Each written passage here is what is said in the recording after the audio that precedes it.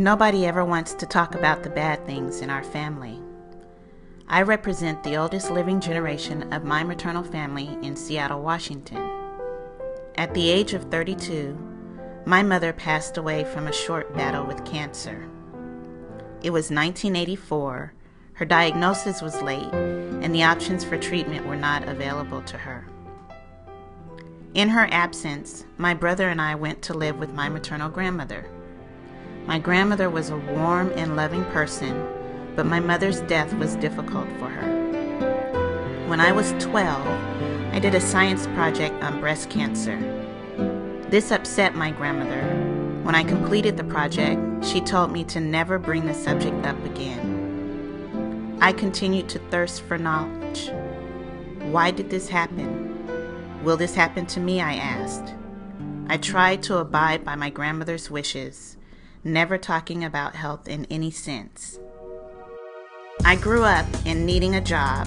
I came to work on health disparities in the Black community of King County, a community that is disproportionately affected by chronic disease and other health-related issues. I've witnessed this in my own family. Within a span of 25 years, I've lost almost every member of my mother's family due to preventable and manageable diseases. We didn't always live in the right places, and we couldn't always afford the right foods. But there is always an opportunity for change. Through my work, I now know that one key to saving our lives is to talk about our health. I understand why my grandmother didn't want to talk about it, but it is essential to our livelihood. If we talk about our health, we are able to make changes that can enhance our lifestyles.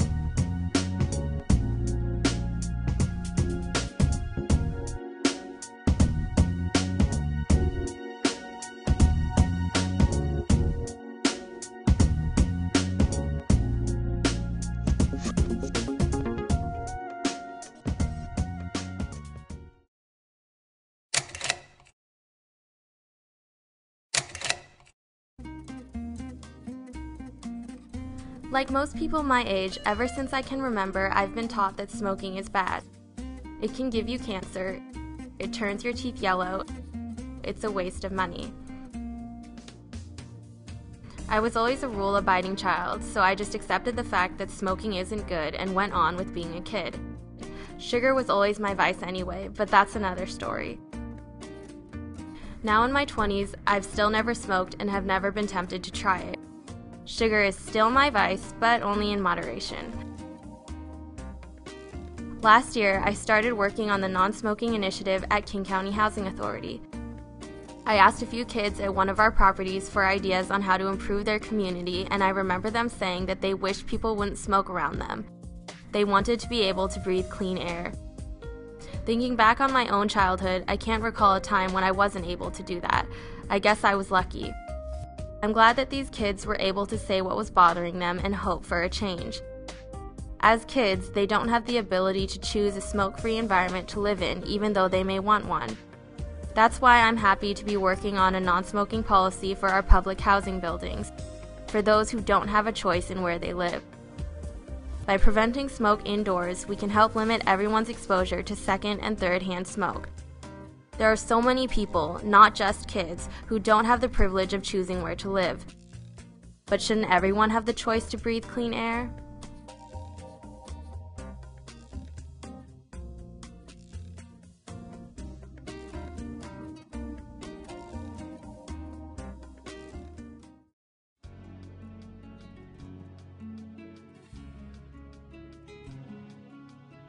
A los 11 años fumé mi primer cigarrillo pensando que con eso castigaba a mis padres que me negaron el derecho de seguir estudiando. Gasté todos mis ahorros en comprar cigarrillos para cumplir mi venganza, mismo que me fumé uno tras otro hasta terminar la cajetilla. En ese entonces también cruzaba por mi mente una serie de pensamientos y sentimientos cuestionándome mi sexualidad, y el cigarrillo me sirvió de refugio en esos momentos de confusión. El tiempo pasó y mi identidad sexual se fue aclarando hasta llegar a ser lo que ahora soy, una mujer transgénero. Pero el vicio del cigarrillo permaneció en mi vida y se fue acrecentando con los años. En el ambiente en el que ahora me he desenvuelto, el fumar es parte de la cultura y en algún momento me sirvió de pretexto hasta para ligar. Un accidente cambió mi vida y la forma de ver el mundo. He tenido que modificar muchas cosas, entre ellas entender que el cigarrillo, lejos de beneficiarme, me perjudica en todos los aspectos y no quiero desperdiciar la oportunidad que tengo de vivir una vida mejor. Por eso decidí dejar de fumar, para lo cual estoy en un grupo de apoyo y estoy poniendo todo mi empeño en este objetivo y yo sé que lo voy a lograr por mí y por mi madre, a quien, al no poder enviarle un regalo del Día de Madres, le comuniqué mi decisión y proceso de dejar de fumar, y su respuesta fue que no había mejor regalo que yo le pudiera haber dado, lo cual es un apoyo más para mi éxito. Ojalá y algún día mi comunidad apoye 100% a los que quieren dejar de fumar, como mi madre me está apoyando a mí.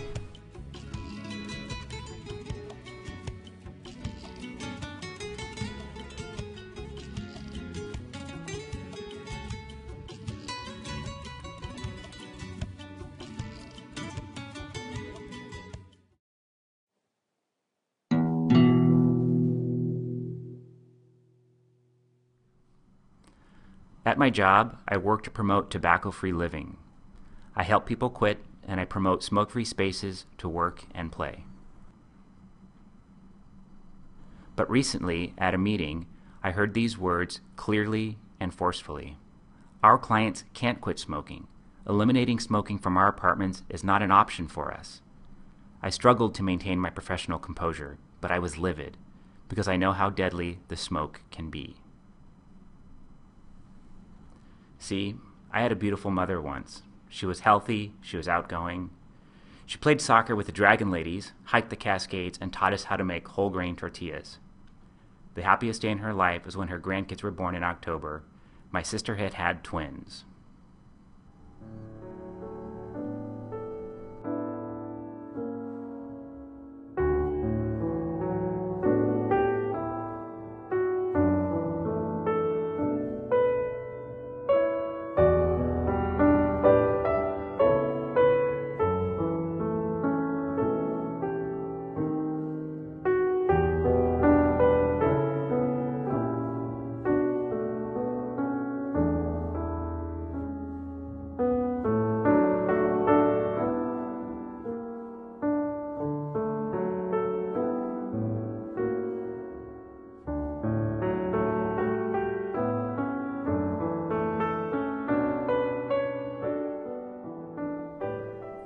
Unfortunately, a few months later, she was diagnosed with late-stage bladder cancer, a type of cancer that is reserved for heavy smokers, including secondhand smokers.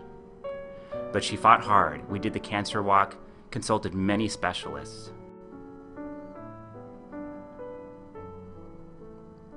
Within a year, she was gone, just shy of turning 59 and seeing her grandbabies walk and talk.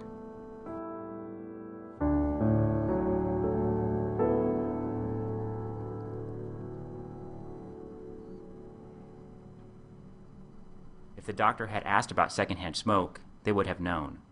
My grandfather, uncles, aunts, and even my father all smoked around her, indoors, in the car, in her kitchen, and even next to her in bed.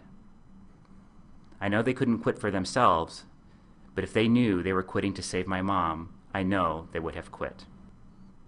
What if they hadn't been allowed to smoke? What if my mother's home had been smoke-free? So at this meeting, I ask, what about the residents that live here that don't smoke? I get shoulder shrugs. I don't understand their reluctance when the correct answer is clear to me. Smoke-free environments do save lives. And if you could save my mother's life, wouldn't you do it?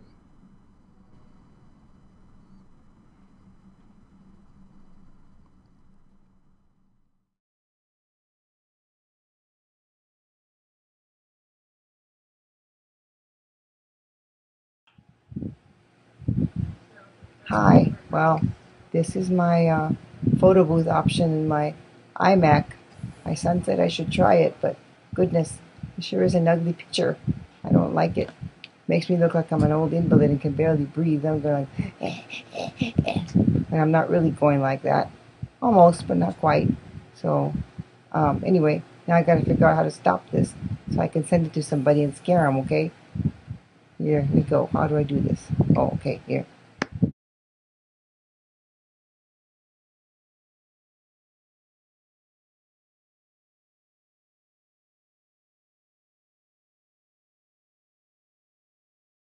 I smoke while I'm watching cartoons. I have my first cigarette of the day when I get up. We smoke in the car on the way to school. I smoke while I'm coloring. I smoke during my nap. When you smoke around your kids, I'm down to about a pack a day. it's like they're smoking. Secondhand smoke can hurt their lung growth and permanently damage lung functions. I tried quitting. I need to try again. Secondhand smoke, it's nothing to kid about.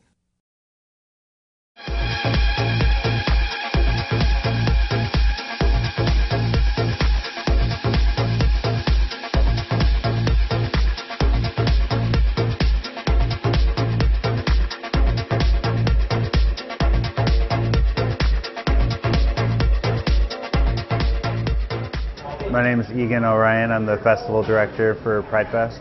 Since the very first year we did it, it was important for me to commit to providing support for nonprofits. And the response is huge. I mean, the number of nonprofits exceeds all the other booth types combined, at the festival, which is the way that it should be. Fred Swanson originally approached me with the idea just to bounce it off me and to see what we could do in association with the festival. And I said, well, why don't we just require it as a condition of being a vendor or sponsor at the event, to require some sort of smoking cessation policy or support that each organization or each company gives to their employees since they're serving the community. I didn't feel like it was too onerous, and it showed support for the community that they have access to at the festival, so I thought it was a good plan all the way around. We have programming every year from the main stage.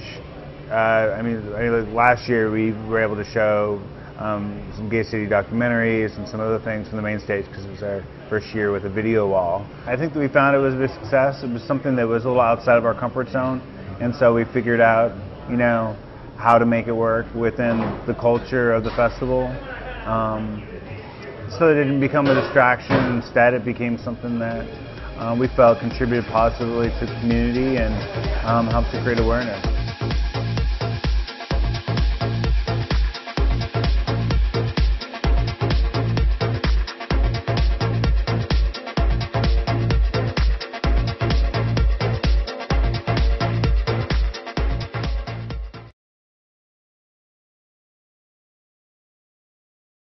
At the Olympic West Apartments, and I am a heavy smoker.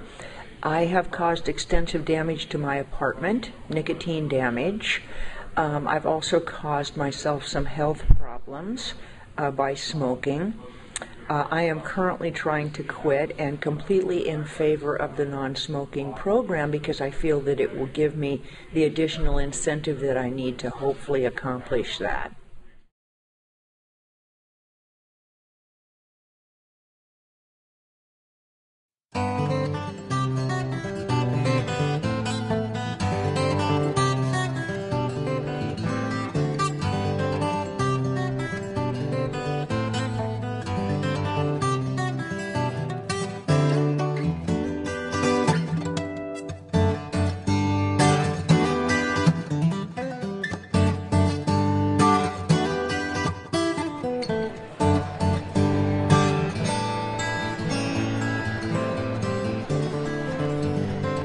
I know I speak for all the adults here when I say we are really glad that you're taking on tobacco as an issue.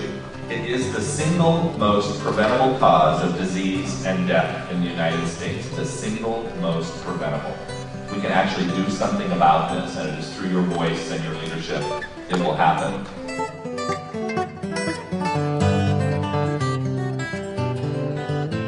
it's really important when students take the role as being a leader, because I think it's a lot more effective when it's a student to student trying to work towards a positive change. And I think when you step up and you can take that leadership position, it can really actually make a difference. Kids are definitely targeted by tobacco companies. What I see when I'm out traveling is kids using fruit-flavored and candy-flavored products.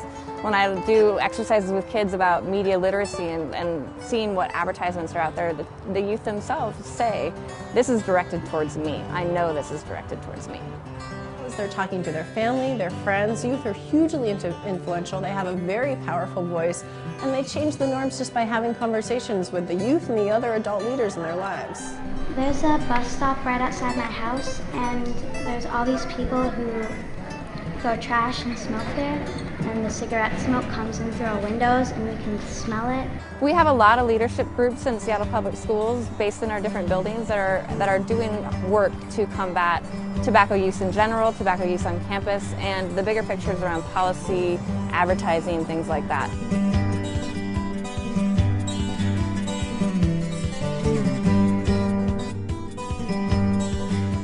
Unfortunately, there's way too much marketing, direct marketing to youth, and then it's sort of glamorized in television and the movies. And so I think that's why it's so important for kids to get their voice out there and to begin to show a different picture and show how you can achieve what you want to, and smoking doesn't need to be a part of that at all.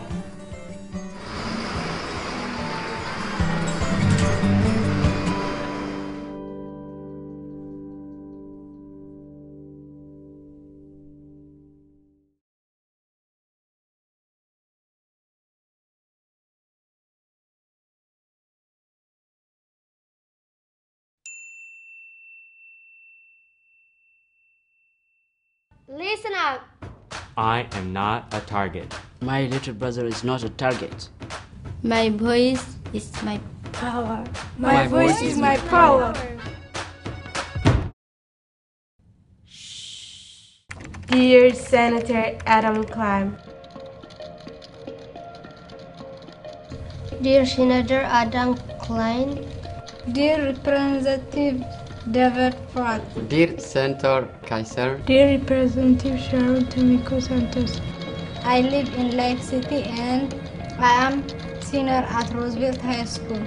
My name is Shishai. I live in Kent and I am member of RIWA. My name is Arotifar. I am from Ethiopia. Now I live in Washington State. I am writing to you because I would like smoking-free housing. Allowing smoke in my apartment and other can get kids to get sick. It also smells bad and I have to smell tobacco every time I walk in the door. This summer I have been learning about tobacco, secondhand smoke, and how youth are often the targets of the tobacco companies. I want smoke-free parks in my neighborhood because when the people smoke in my neighborhood, the children who play at the park can get sick from the second-hand smoke. I take the bus often and most of the time people are smoking around the bus stop waiting for the bus to come. They are supposed to be 25 feet away but are often less than 5 feet away. Please let me know what you are doing to make our and other apartments smoking free. Thank you for reading my letter. Sincerely, Shishai. Sincerely, Benta. I'm using my voice to help to help each other. Voice power is something strong that you use your voice to say, like Martin Luther King, he used his voice to, in the stage in front of him because the dream that he had, that he wanted the black and the whites to be equal and everything and not to fight. So he used his voice, which is a really strong thing that you can use no matter what.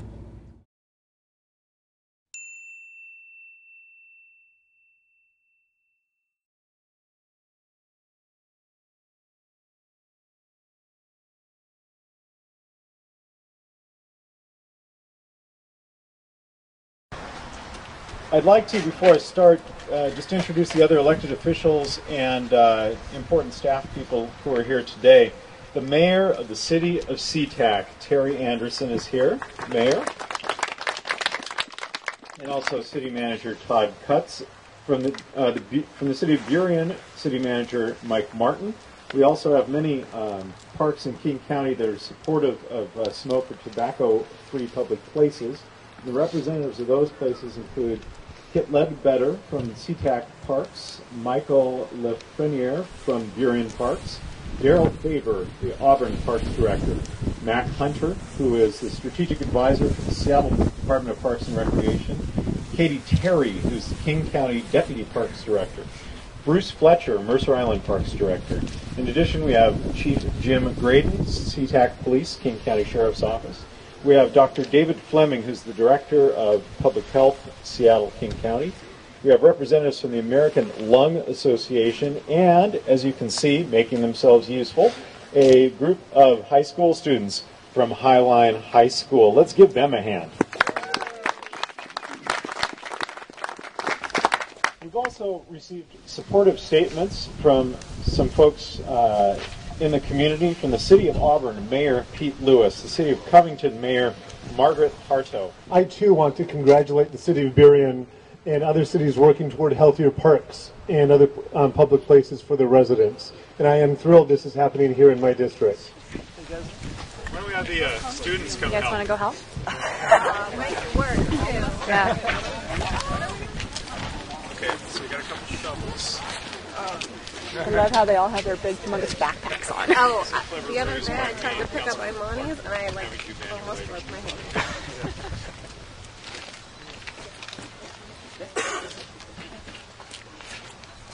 Okay, ready? Push your face.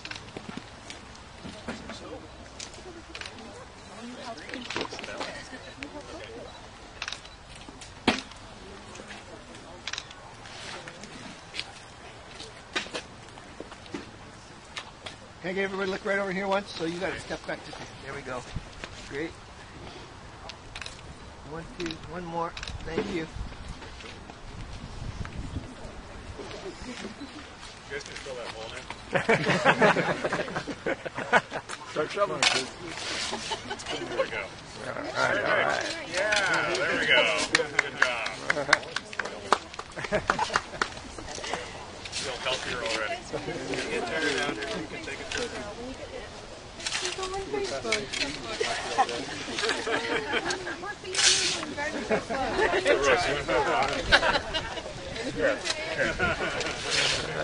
There we go. We'll do our part now.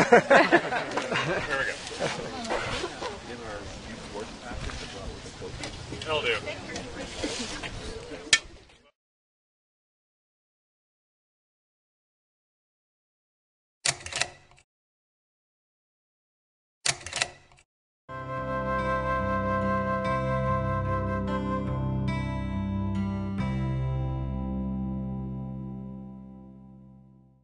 我叫做劉江華，我係嚟自香港，嚟到呢度大概有9年，將近10年。我係自己住喺呢個唐人街6街520 building。我喺唐人街住嘅時候呢，就經常會到社區中心去活動。咁因為我係喺唐人街住，同埋唔同樂女一齊住。我喺社區中心喺度活動有3年長啦。我喺度社區中心呢，就星期一呢喺度跳舞。星期2咧喺度學英文，星期3咧喺度打太極，最中意喺嗰度學英文。佢唔同其他任何地方嘅教法，我去過好多個地方，我都有去過，都冇呢個中心咁樣，即係因為有小老師幫我哋，因為佢有小老師，我一個人，佢旁邊有個小老師教我。第二度嘅社區中心咧，一嚟好遠，我住喺唐人街附近，所以我一定去到呢度，而且呢度咧活動咧好多樣性。如果有社區中心喺度，經常俾我哋去嗰度活動，俾我哋去嗰度鍛鍊身體，俾我哋去嗰度學一啲知識，咁對於我哋嘅健康會有好大嘅幫助。社區中心嚟講咧，對我哋唐人街呢2-3千個老人嚟講咧，係一個非常之大嘅幫助。就有時有啲放咗學嘅，或者係假日嘅，我覺得都有細路仔喺度。咁呢度嗰啲人係去到去嗰度搞啲活動啊，開下 party 啊。細路仔嗰啲party， 老人嘅 party 啊，嗰啲人嗰種互相嘅人嘅 party 啊，咁啊對我哋大家唐人街嘅嗰啲人嗰種互相交流啊，都有好處。我剛才講嘅之外咧，佢有時仲講一啲國際診所喺度講啲衞生常識，譬如講啲婦女健康啊，講下高血壓啊，講下糖尿病嘅知識啊。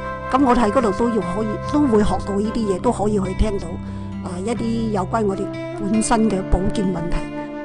如果冇社區中心喺度咧，咁我覺得唐人街有成2000幾嘅老人家住喺唐人街呢個周圍，咁我哋呢啲老人咧就會變咗好無聊啦，成日喺屋企，咁又冇定活動。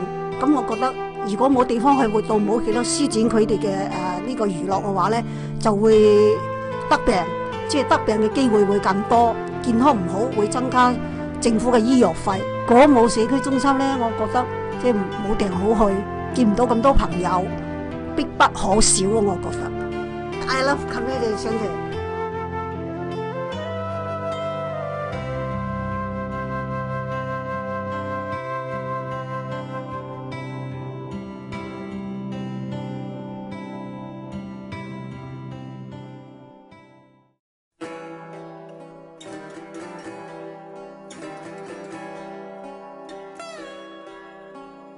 When I go home, I wonder where all the people have gone. Growing up, my older brother and I freely played around our block. We'd walk on the side of the road to school, buy candy from a corner store, play in a ravine, and visit our friends who lived close by. But anything further, like the park a half-mile away, a parent had to come along. This changed the summer I turned 8 and was given my first real bicycle. My brother also had one, and with both of us on wheels, adventure beckoned. Every morning, we would jump on our bikes, explore the neighborhood, and come home exhausted. I don't remember ever telling my parents where we were going. Maybe my brother did, or maybe other parents kept our parents in the loop. Regardless, my parents felt comfortable letting us bike around the neighborhood. They let my universe expand. Visiting now, I don't see children biking around to parks in their friends' houses. Some things have changed, but the roads are still wide and quiet, and there are still beautiful parks around. Why aren't children biking around like before? I think parents are less willing to let their children freely explore where they live. People perceive streets and neighbors to be dangerous, though the neighborhood is just as safe. What can we do to make parents once again feel comfortable letting their kids walk and bike around the neighborhood? It will take more than just good infrastructure for children to have playful and healthy childhoods.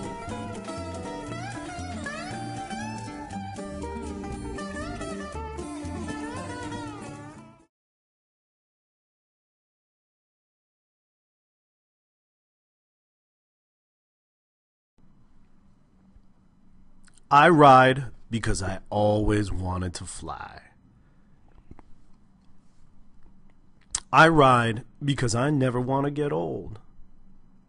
I ride for speed. I ride because every time I do, I get closer to finding myself.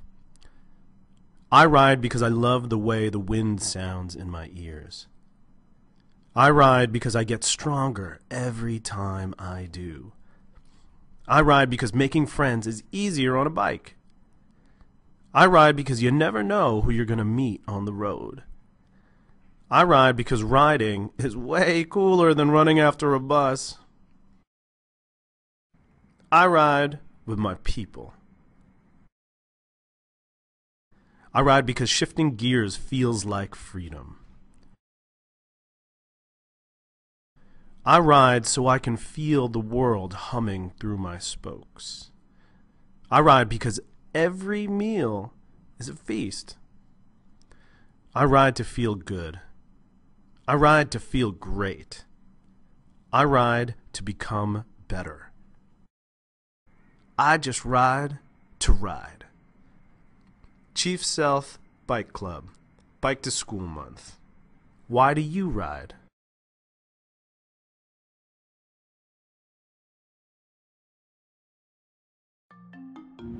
I grew up in Cedar Woolley, Washington, and I walked to school. About a decade ago, 50% of kids were getting to school by walking or biking, and today it's 13%. When it comes to safety and healthy eating and academics, all of those things make a whole child. That pick-up and drop-off congestion that we see a lot of times that creates a lot of safety hazards. A lot of the infrastructure that's put in close to the school is very safe, but when you go outside the perimeters of the school, then it's almost like no one worries about it. In a lot of the communities that we're at, people don't have the choice to walk or bike or use any active mode of transportation.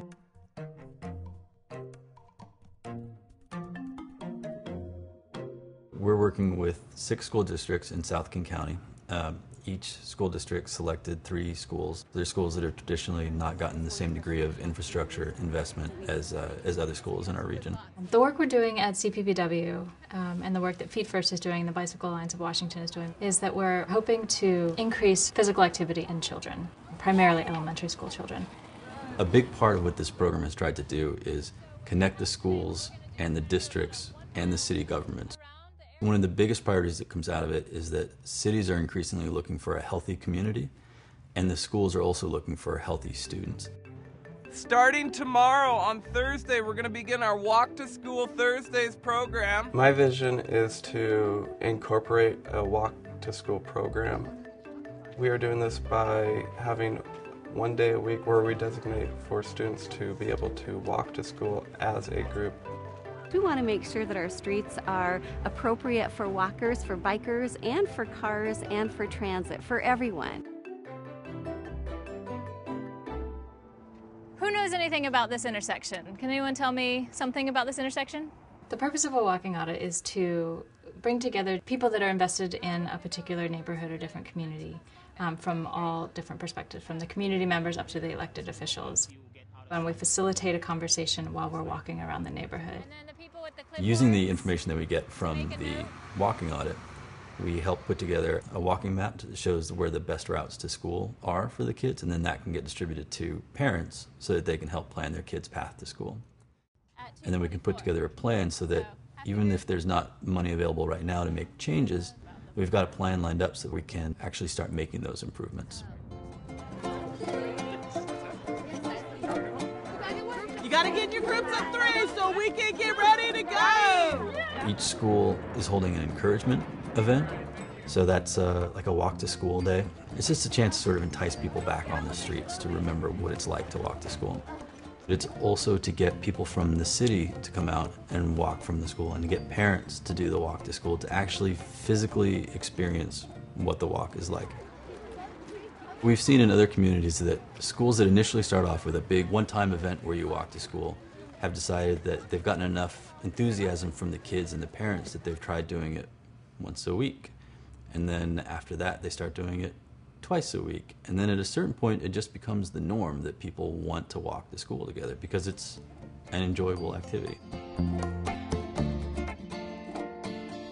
A big part of safe routes to schools and transportation in general is looking at the cultural shift that's happened in terms of how we get from place to place. As soon as you start walking around, you get out of your car, you can immediately start understanding, oh, this isn't designed for me anymore. This is designed for me in my car, and there's a real difference. Down here. A huge barrier that we're facing when looking at shifting people's understanding is that we're trying to encourage people to walk and bike, but our environments that we've built don't actually accommodate for that. What we try and get across to parents is that it's not safe to drive your kid to school because you're increasing their risk of physical inactivity and increasing their risk of diabetes and heart disease. And we know that countywide, obesity is one of the 2 leading causes of preventable death. What successful cities have done is to set up a Safe Routes to School committee. It's a chance for representatives from the district and representatives from the cities to actually sit down once or twice or maybe even more a year and talk about what the newest challenges are and what the newest opportunities are and identify ways that they can work together. By setting up that sort of a partnership, it really adds to the sustainability of the project. Yeah. In the elementary schools that we're working with alone, there's about 7,000 kids. And if you add in the middle school and high schools, then you're up to about 10,000 kids who could potentially be impacted through the work that we're doing. We'll have schools that have plans that are in place so that they can go out and find grant money and apply it. We'll have teachers across the county who've been trained on the best ways to teach their kids to be safer as they walk and bike to school. We'll have reached out to parents to help them know the tools to reinforce those lessons that the PE teachers are giving. And we'll have really made some strong connections between the city and the county, because it's an effort that really spans sectors. Okay. What's really inspiring about the project for me is to meet all these people who really want to make it better for the kids. They want to improve the kids' health, they want to improve the kids' safety around traffic, they want to improve the safety of the community. Physical activity increases general health and well-being. Safe Routes to School is a way that we can encourage that school by school and then hopefully district by district to get kids to be able to walk to and from school and hopefully make those changes sort of broader. One of the things that we are trying to do is to make equal opportunity for everyone in our city to be healthy, to be active. It's number one thing is to keep kids active all the time. Healthy kids make happy kids, and it's as simple as that.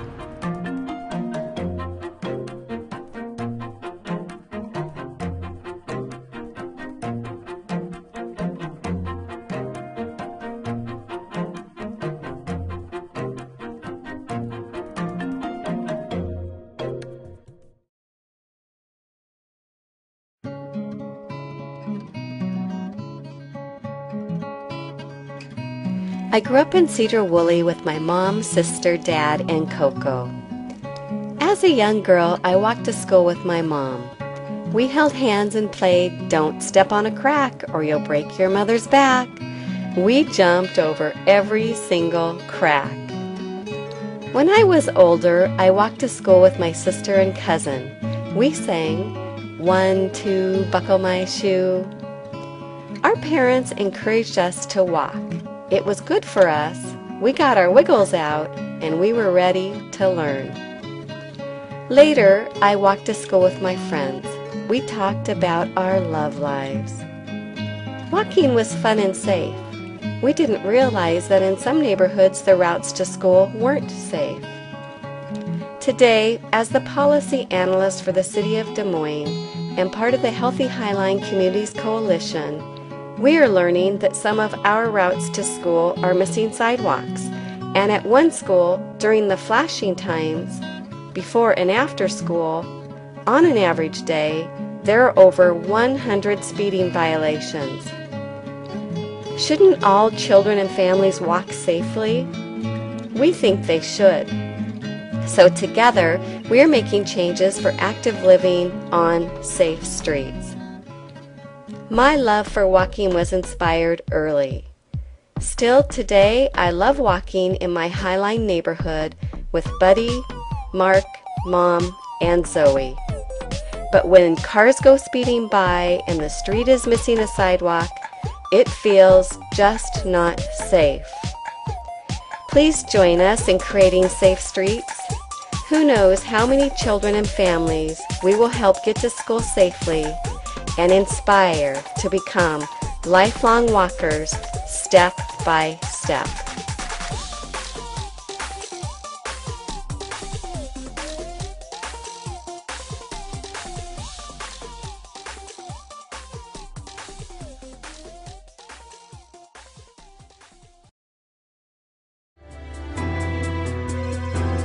So swimming is really healthy for your body. It's one of the best exercises there is because you use all of your body for swimming. You use your arms, you use your legs, and it's very cardiovascular healthy, which means it's good for your heart.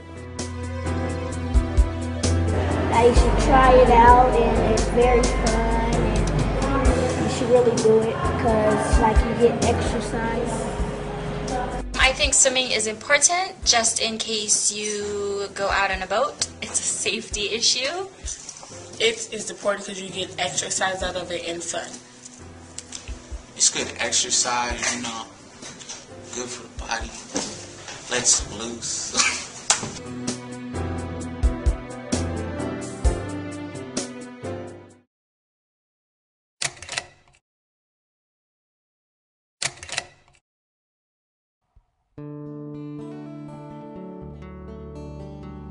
I used to live with my parents, 2 older sisters, aunt, uncle, and cousin. When I was a toddler, I would crawl down to my uncle's garden and eat his green tomatoes. He would yell, "There's that darn raccoon again!" Soon after, he moved away with my aunt and cousin, and with them went the garden. By the time I was 11 years old, it was just me and my dad at home. My parents divorced, and my older sisters grew up and moved out. My dad worked hard, and most nights, when he got home, we would heat up microwave dinners and zone out in front of the TV until bedtime.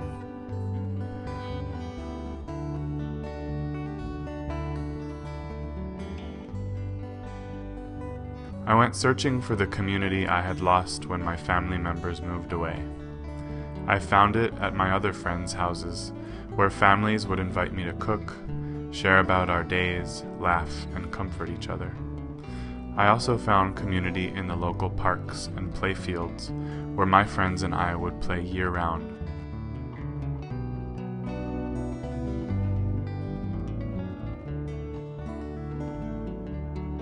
Where people come together in community, whether in a park or around the dinner table, there is support for challenges and celebration of victories.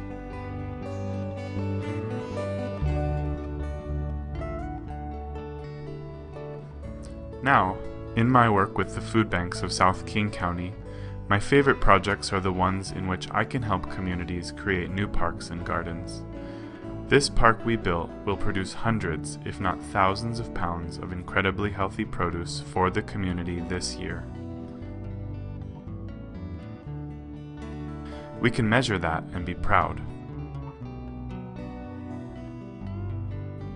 What we can't measure is how many kids will come here when things are hard at home, and how many family dinners will happen after an afternoon in the garden. We can imagine that and be proud too.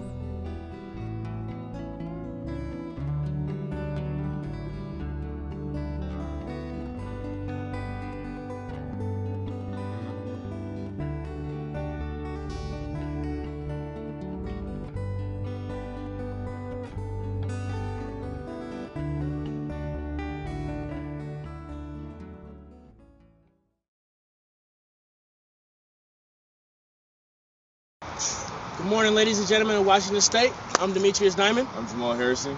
Today we're next to the EX3 Boys and Girls Club of Federal Way. There's a little garden over here. As you can see, we have a vast variety of plants here. Got the eggplants, got the zucchinis. Got all types of stuff for you. We're going to take you on a journey through our garden today. All right, so to our left here, we got the carrots. Everybody loves carrots. And then to the right, I don't know if you know what this is kale.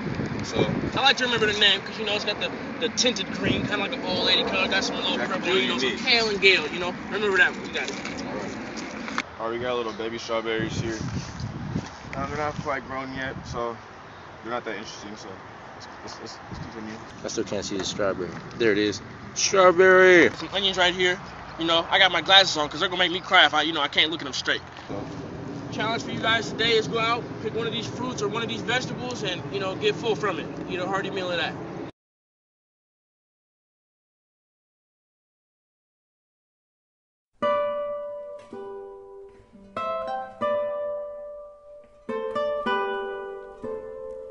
You are what you eat, and you will be what you ate. This is the phrase my mother always told me when growing up. I never really understood, and I even thought it was one more of her exaggerations. I currently live in a prominent Latino neighborhood called South Park. I think it took us like 2 months since we moved here to realize that we had to always use a car in order for us to get milk, bread, eggs, all the basics. When I had my first child, it was when it struck me the most. There is no market, I thought. I just want to buy a tomato for my stew, and I have to dress the baby, put him in the car seat, ride in the car, and bear with his crying to go somewhere for at least 4 miles. What a headache. I remember growing up back home in Quito, Ecuador, our family always went walking to the markets or grocery stores. It was not as scary, and we knew we would certainly find everything we were looking for.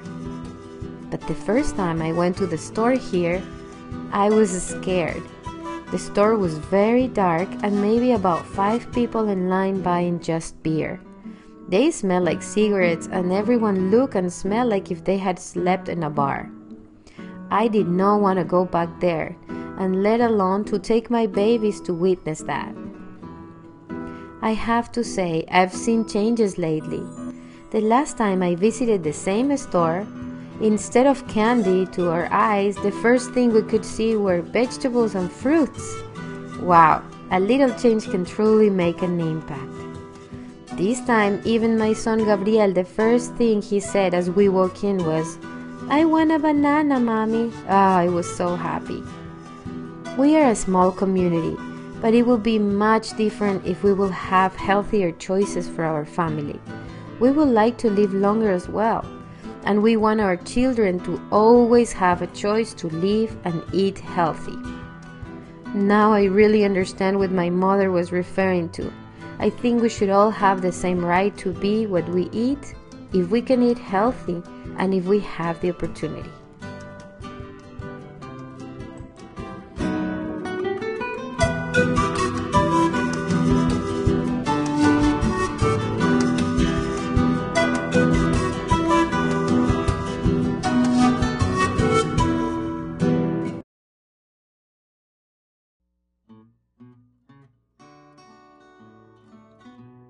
I grew up in a small town on a dirt road in a modest house with a garden in the back. When I was little, I would scamper out to the garden to pick my family's salad toppings for dinner, snacked on fresh veggies whenever I wanted, and would squeal in delight over perennially finding the one monster zucchini that had grown to gigantic proportions while hidden by its big, prickly leaves. Years later, I moved to Seattle to work with local farmers on an obesity prevention project connecting affordable, fresh vegetables to daycare centers. I wasn't sure if kids in the city would have the same appreciation for healthy snacks as I did. My colleagues and I were scared that our best intentions would be thwarted by the picky palates of Seattle's youngest eaters. The morning of our very first produce delivery, the children shrieked with excitement and swarmed Farmer Bill when he came through the door. Our farmer is here. Hello. And he brought some vegetables for us. They jumped up, trying to see what he had brought them.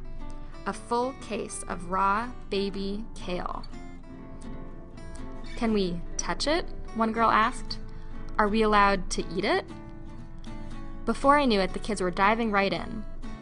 They had the same curiosity that I had had as a child. French fries come from plain old potatoes? Carrots come in colors other than orange? It was a novelty, but it didn't mean that they wouldn't try something new. There's a lot to be done by adults in the fight against childhood obesity, but the first step is putting some trust in our young people. They might surprise you. They're doing their part, now let's do ours.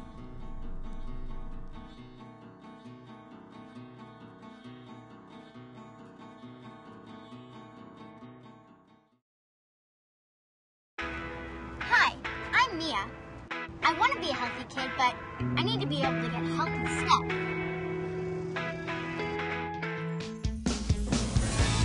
I mean, this store is filled with tobacco. Why can't they be filled with fruits and veggies instead? I wondered what we could do, so I asked some grown-ups around town. What was the healthy change that happened in your community? A lot of people came together to ask the store to offer healthy foods like fruits and vegetables. I'm a mom of 2 kids, and so it's important to me that they have fruits and vegetables and other healthy foods. So before you had all this healthy food around, was it hard for you? It was hard. If you don't have a healthy choice, you can't make a healthy choice. Why did you start selling healthy foods? That's a good question, because it was not very easy to find health food in this neighborhood, but now it is available. We try to be really reasonable price and closer to the community. So if your customers want it and you want it, it can actually happen. Yes. My kids really like healthy foods. They're excited to have them. I also love this store because they don't sell any tobacco. I think if people come together and ask for what they want, that's the first step for change. If we ask our stores to carry healthier stuff, then we can all be healthier.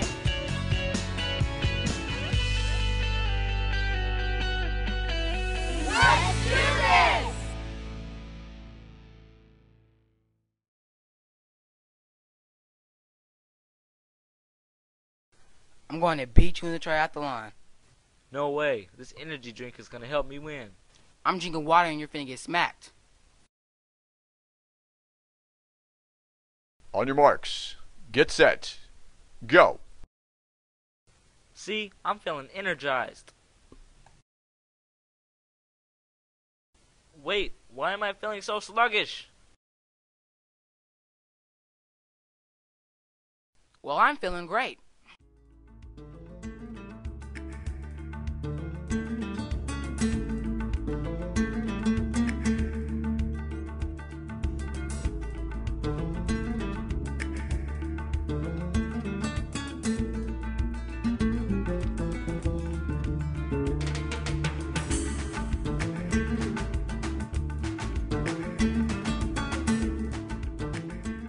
Yeah, I won. I told you water was better.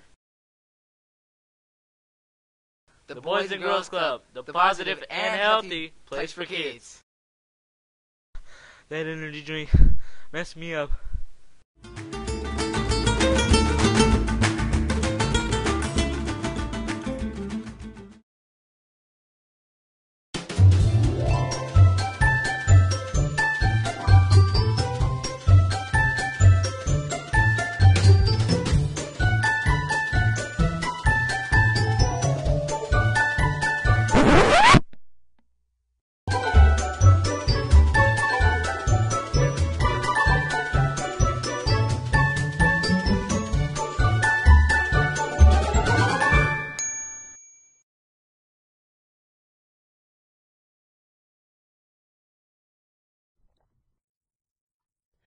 Growing up in the South, I was told soda would make me feel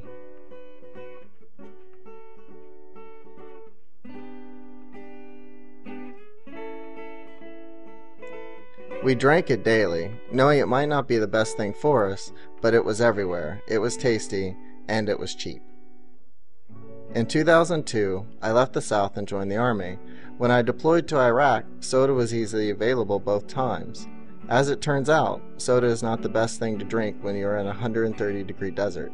Some of my fellow soldiers and friends got sent to the medic not because of combat injury, but because they were seriously dehydrated.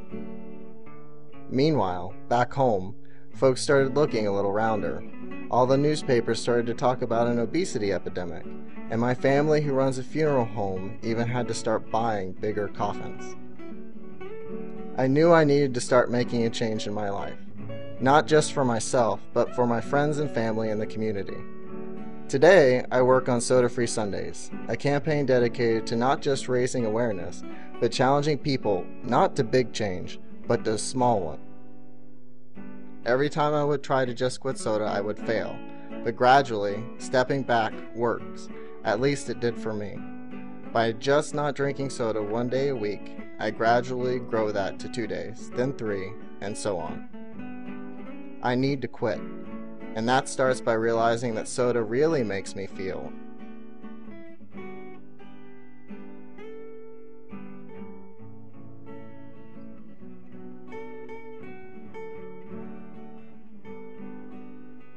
Do you want to find out how soda really makes you feel?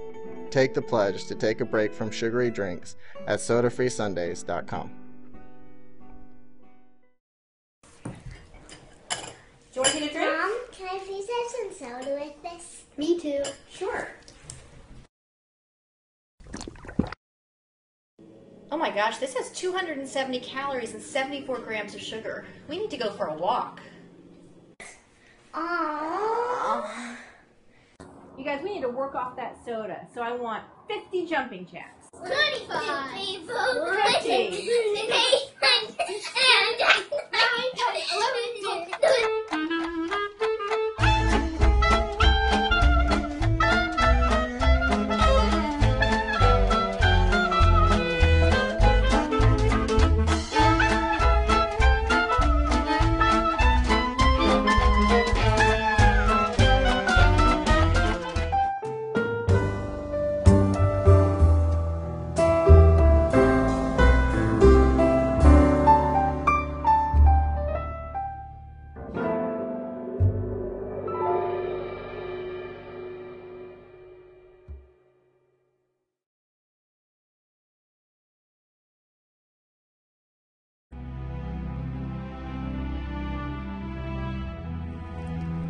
As a young woman, I was drawn to public health as a way to create peace and work for justice.